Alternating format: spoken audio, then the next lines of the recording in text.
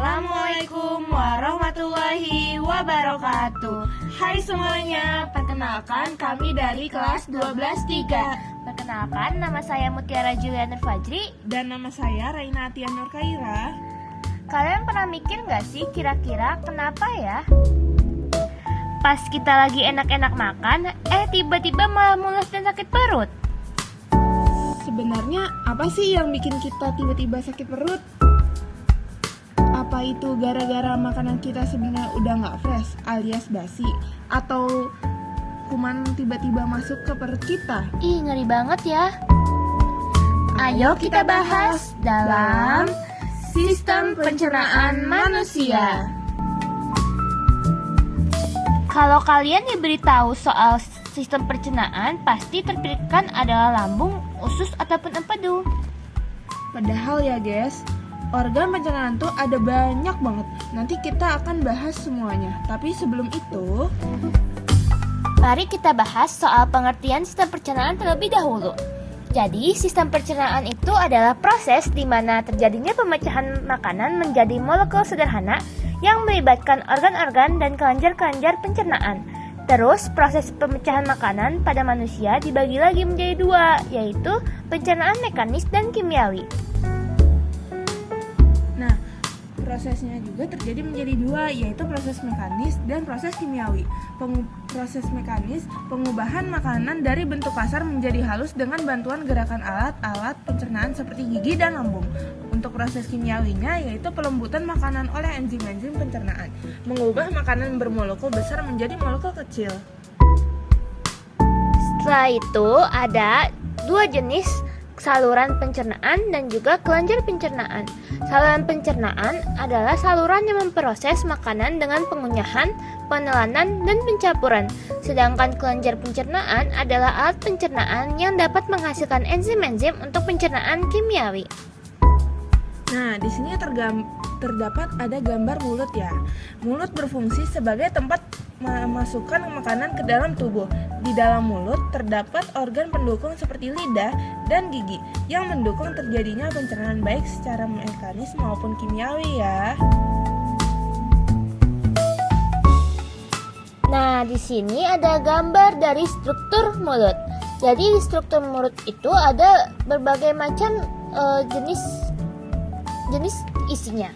Jadi yang pertama itu ada langit-langit, setelah itu ada uvula, setelah itu ada gigi geraham ketiga, gigi geraham kedua, gigi geraham satu, gigi incisivus sentral, gigi incisivus lateral, gigi taring, gigi geraham ke depan satu, gigi geraham depan kedua, lidah, dan amandel. Nah, di sini juga ada terdapat foto gigi ya guys. Gigi merupakan alat pencernaan mekanik, berfungsi untuk menghancurkan makanan menjadi bentuk yang lebih halus, sehingga memudahkan enzim untuk mencerna makanan dengan lebih efisien. Berikut adalah jenis-jenis dari gigi. Gigi yang pertama itu adalah gigi seri atau yang bisa disebut juga incisivus. Gigi seri berbentuk seperti pahat dan berfungsi untuk memotong dan menggigit makanan. Setelah itu ada gigi taring atau bisa disebut juga dengan canine. Gigi taring berbentuk runcing dan berfungsi untuk mengoyak dan merobek makanan. Dan terakhir ada gigi geraham atau bisa disebut juga dengan molar premolar yang berbentuk besar dan lebar, berfungsi untuk menggilas dan mengunyah makanan. Nah, di sini terdapat struktur gigi ya guys. Nah, di sini ada enamel gigi. Ada juga dentin atau bisa disebut tulang gigi. Dan juga ada gusi, lalu ada semen yaitu lapisan dentin yang masuk ke rahang. Lalu ada mahkota gigi, jaringan saraf dan pembuluh darah, lalu juga ada akar gigi. Nah, untuk selanjutnya, jadi enamel itu adalah lapisan terluar gigi yang bersentuhan langsung dengan makanan yang masuk ke mulut setelah menggigit. Setelah itu saya kan ada dijelaskan tempat jaringan saraf dan pembuluh darah. Nah, tempatnya itu disebut dengan pulpa. Di pulpa kalian bisa melihat banyak sekali jaringan saraf dan pembuluh darah. Nah, di sini kita dilanjutkan dengan adalah fungsi lidah. Nah, fungsi lidah itu membantu mencampur dan menelan makanan, mempertahankan makanan agar berada di antara gigi-gigi atas dan bawah saat makanan dikunyah, sebagai alat pengecap makanan karena mengandung banyak reseptor pengecap. Berikut adalah struktur lidah. Jadi yang bagian atas atau yang bintik-bintik kecil itu disebut dengan lingual tonsil. Nah, di bawah lingual tonsil ada titik-titik yang jauh lebih sedikit dari yang sebelumnya yang disebut dengan papila. Nah, dari bagian atas lidah sampai bagian bawah lidah disebut sebagai kelenjar lendir atau mukosa.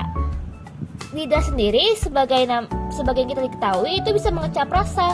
Nah, jadi di bagian lidah itu ada bagian tertentu yang bisa mengecap rasa.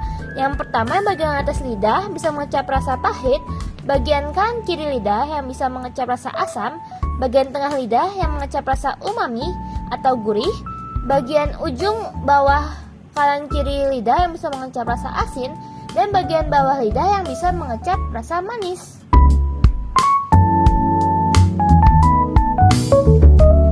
Nah, jadi ada juga di sini kelenjar ludah. Kelenjar ludah bagian atas yaitu disebut juga sebagai kelenjar parotis terletak di bagian dekat telinga. Setelah itu di bawah lidah ada kelenjar bagian bawah ludah yaitu kelenjar sublingualis. Setelah itu juga ada kelenjar yang terletak di pangkal rahang, itu disebut juga kelenjar submanibularis. Nah, jadi itu adalah semua bagian kelenjar ludah. Kelenjar ludah itu berfungsi untuk menyekresikan saliva atau air liur yang mengandung enzim ptyalin. Nah, enzim ptyalin itu berfungsi untuk mengubah amilum menjadi glukosa. Nah, terus air liur juga memiliki fungsinya sendiri, yaitu untuk membasahi makanan dan mencegah mulut dari kekeringan, membunuh mikroorganisme, dan bertindak sebagai penyangga pH. Nah, di sini saya akan menjelaskan kerongkongan. Kerongkongan atau esofagus ialah saluran sempit berbentuk tabung yang memiliki panjang kurang lebih 25 cm. Berfungsi sebagai jalan makanan dari mulut menuju lambung. Dalam kerongkongan terjadi gerak peristaltik atau gerakan meremas untuk mendorong makanan menuju lambung. Di sini ada strukturnya, yaitu ada epiglotis dan tenggorokan, dan juga ada kerongkongan juga. Lanjut, kita masuk ke dalam lambung. Lambung adalah organ pencernaan yang paling elastis. Lambung berbentuk seperti kantung makanan pada saluran pencernaan yang terletak di sebelah kiri rongga perut. Di dalam lambung terjadi pencernaan secara mekanis dan kimiawi. Nah, di sini ada pencernaan pada lambung, yaitu terbagi menjadi dua, ada mekanis dan kimiawi. Nah, pencernaan mekanis terjadi karena adanya gerakan peristaltik akibat kontraksi otot lambung yang mengakibatkan makanan termas dan terduduk di dalam lambung. Untuk yang kimiawi, pencernaan kimiawi terjadi dengan bantuan getah lambung yang dihasilkan oleh kelenjar yang terletak di dinding lambung di bawah fundus. Lanjut, di sini ada zat getah lambung. Yang pertama itu adalah asam klorida atau biasa disebut juga HCl yang berfungsi untuk membunuh bakteri yang ada dalam makanan, mengubah sifat protein, dan mengaktifkan enzim pepsinogen. Yang selanjutnya ada enzim pepsin yang berfungsi untuk merombak protein menjadi pepton. Yang ketiga ada enzim renin yang berfungsi mengaktifkan kaseinogen atau protein susu menjadi kasein. Yang terakhir, yang keempat adalah hormon gastrin yang berfungsi untuk merangsang sekresi getah lambung. Nah, di sini juga ada terdapat usus halus ya guys. Usus halus itu merupakan saluran usus terpanjang yang berkelok-kelok dengan panjang mencapai 6-7 meter dan lebar sekitar 25 mm. Pada usus halus terjadi pencernaan secara kimiawi. Usus halus terdiri dari usus 12 jari, yaitu duodenum, usus kosong jejunum, dan usus penyerapan ileum. Selanjutnya kita masuk ke usus 12 jari. Usus 12 jari atau biasa disebut juga dengan duodenum berfungsi sebagai tempat pencernaan makanan dengan bantuan getah pankreas dan getah empedu. Usus 12 jari ini memiliki panjang 25 cm. Dan usus 12 jari terdiri dari dua saluran, yaitu saluran kantong empedu yang berisi cairan empedu yang dihasilkan oleh hati dan berguna untuk mengemulsikan lemak. Yang kedua, ada saluran pankreas yang menghasilkan getah pankreas bersifat basah yang mengandung beberapa jenis enzim seperti enzim amilase, tripsin, dan lipase. Nah, di sini kita terdapat kelenjar pankreas. Pankreas memiliki kelenjar eksokrin berupa sel asiner yang menghasilkan getah pankreas. Getah pankreas mengandung natrium bikarbonat, yaitu NaHCO3. Enzim yang dihasilkan oleh pankreas yaitu yang satu ada enzim amilase, mengubah amilum menjadi glukosa. Yang kedua ada enzim tripsin, mengubah pepton menjadi asam amino. Yang ketiga ada enzim lipase, mengubah lemak menjadi asam lemak dan gliserol. Selanjutnya ada getah empedu. Getah empedu dihasilkan oleh hati dan disimpan di dalam kantong empedu. Hati adalah organ tubuh dengan kelenjar eksokrin berupa kantong empedu yang menghasilkan cairan empedu. Cairan empedu bilus adalah cairan berwarna kuning kecoklatan yang dihasilkan sel hati. Cairan empedu mengandung air, garam empedu sebagai pengemulsi lemak, bilirubin atau pigmen empedu, dan kolesterol atau lipid. Untuk fungsi cairan empedu yaitu pembuangan sisa metabolisme perombakan eritrosit atau bisa disebut bilirubin, pembuangan kolesterol berlebih, pengemulsi lemak, dan fungsi hati yang berkaitan dengan pencernaan yaitu ada metabolisme karbohidrat dan metabolisme protein, pengatur kadar glukosa dan asam amino dalam darah.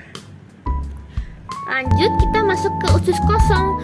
Usus kosong atau bisa juga disebut dengan jejunum memiliki fungsi untuk mencerna makanan yang telah dicerna oleh usus 12 jari. Usus kosong memiliki panjang 2,5 meter.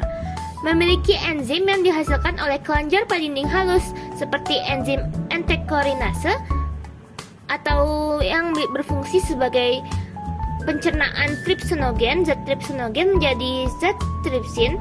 Dan selanjutnya juga ada enzim laktase yang mengubah laktosa atau protein susu menjadi glukosa atau gula sederhana. Selanjutnya juga ada enzim erepsin yang mengubah pepton menjadi asam amino. Setelah itu ada enzim maltase yang mengubah zat maltosa atau zat gula malt menjadi glukosa, zat gula sederhana. Selanjutnya juga ada disakarase yang mengubah zat disakarida menjadi monosakarida. Setelah itu ada enzim peptidase yang mengubah protein menjadi asam amino.